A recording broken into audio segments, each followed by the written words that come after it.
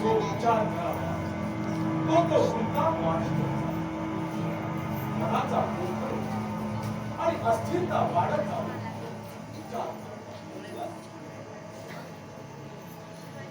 येसाजीच्या मागावर पाठवलेला सांडणी स्वार अद्यापही करत आहे. त्यात मासाहेबांची तक्रार देखील आणि दुश्मन आम्हाला चारही बाजूने वेढा देऊन बसलेले. मग अशा वेळी मनाचा गोंधळ उडाला तर त्यात नवलते काय? मुजरा घ्यावा राजे. मामासाहेब तानाजी रावांनी वेळेवर आला. आम्ही आपलीच मार्ग प्रतीक्षा करीत. राजे, आपल्या चेहऱ्यावर आपण कुठल्या तरी चिंतेत दिसतोय. आपल्या निराशेचं कारण तरी काय?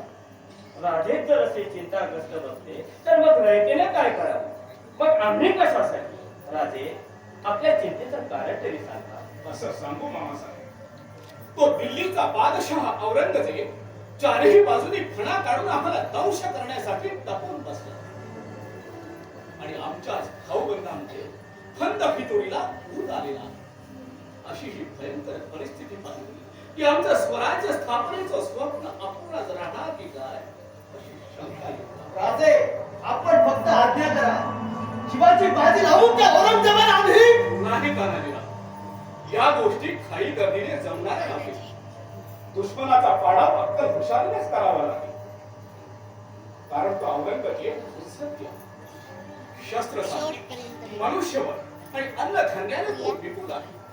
आपले मराठाकडे लढवले खासच आहे, पण आपल्याकडे मनुष्यबळ आणि शस्त्रसामग्री कमी आहे हे देखील त्यांनी हवं.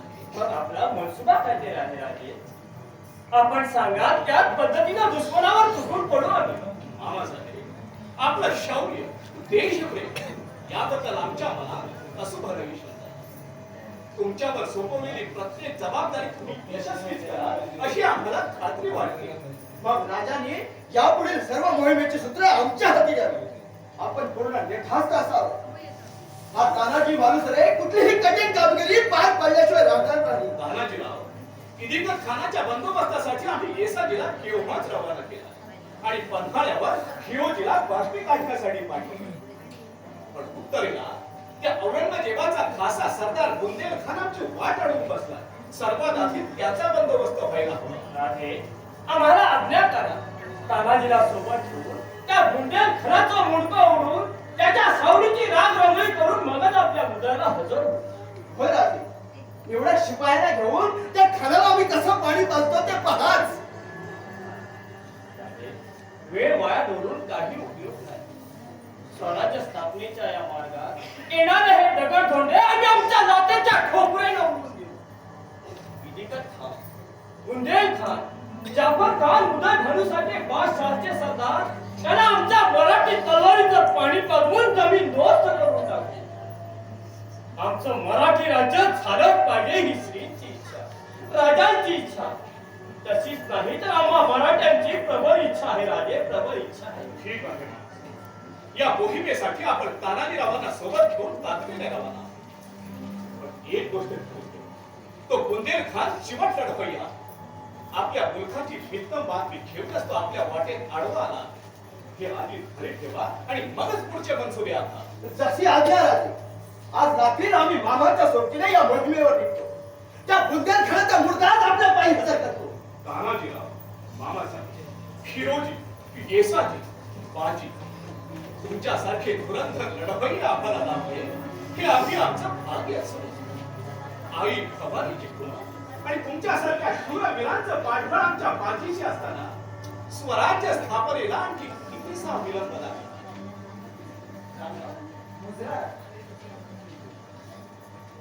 राज, आपण दिलेली मोहीम आम्ही फत्ते केली. तो इतिकत खान जीव घेऊन कोंढाण्याकडे पळाला. त्याच्या छावणीची पार राख रांगोळी केली आम्ही. शाबास येसाजी, ही मोहीम फत्ते करून तुम्ही आमच्या मार्गातला एक अडथळा दूर केलाच खरा. पण आम्हाला आपली चिंता सतावते. कारण आपल्या मागावर पाठवलेला तो सांडणी स्वार अद्यापही परतलेला नाही. राज, येताना आम्ही रांदळजवळ थांबलो होतो. पण हिरोजी नाही. आम्हाला त्या परिसरात कुठे दिसलेच नाही. हिरोजी बद्दल भीती बाळगण्याचं काही कारणच नाहीये सर. दुश्मनाला पागल बघून दिलेली कामगिरी चोख पार पडून सही सलामत राजांच्या उदयाला अगदी खरं बोललात तानाजी. हिरोजी हे वीरांचे नायक आहेत. त्यांच्यावर आतापर्यंत सोपवलेली प्रत्येक जबाबदारी त्यांनी यशस्वीच केली आहे. येसाची खान पडा नाही खरा, पण इतक्या शांतपणे दिल्लीला पळून जाणारही अवलाद नव्हे. तो नक्कीच कोंढाण्यावर स्थिरावला असेल. कारण स्वकीयांशी बेईमानी करणारा तो उदयभान त्या किल्ल्याचा किल्लेदार आहे. त्यामुळे या पुढं त्याच्यावर जातीनं लक्ष ठेवावं लागेल. मामासाहेब, तानाजीराव, तुम्ही आजच मोहिमेवर रवाना व्हा, पण सावधगिरी बाळगा एवढं. जशी आज्ञा राजा. येतो आम्ही. चला मामासाहेब. आम्हाला चारही बाजूनी विळखा घालून बसलेला तो औरंगजेब निस्तर आहोत पाहिलाच हवा. आज मामासाहेब आणि तानाजीरावांना आम्ही त्या बुंदेलखानाच्या बंदोबस्तासाठी पाठवतो.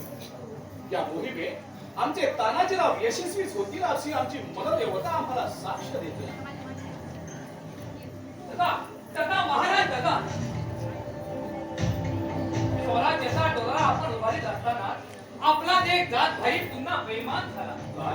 काय सांगता हा धीरोजी? स्वराज्य सूर्याला ग्रासू पाहणारा कोण हा नराधम? कोण हा आपला जात भाई? तोंडावर बोट ठेवून मागून पाठीत खंजीर खुपसू पाहणारा चांडा सूर्याची पिसाळ. काय सूर्याची पिसाळ फिटून झाले?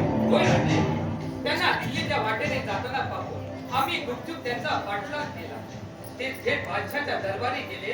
याची तंतोतंत बातमी काढून आम्ही आपल्यापर्यंत आलो. म्हणूनच आपल्या भेटीस येण्यास उशीर झाला आम्हाला राजे. हिरोजी, फारच गंभीर बातमी. यापुढे त्या सूर्याची पासून सावध राहायला हवे. त्याच्या प्रत्येक हालचालीवर करडी नजर ठेवा. एकदा का त्याची फितुरी शाबित झाली की त्याला देहदंडाशिवाय दुसरे शासन नाही. स्वराज्य सूर्याला ग्रासू पाहणारी ही कीड इथल्या गाडून टाकली पाहिजे, नाही तर स्वराज्याचा पाया पोखरून ही इमारत जमीनदोस्त करतील. राजा, आपलं म्हणणं अगदी रास्त आहे. तो सूर्याची पिसाळ बेईमान निघाला. हे सापाचं पिल्लू योग्य चौकशी अगदी जागच्या जागीच ठेचायला पाहिजे.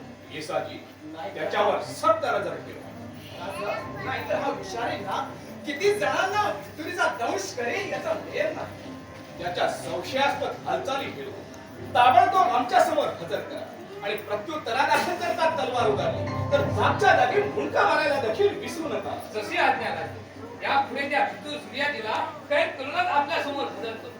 ठीक आहे, चला यापुढचं राजकारण दालनात बसून ठेवूया. त्याआधी मासाहेबांचं दर्शन घेऊ. चला.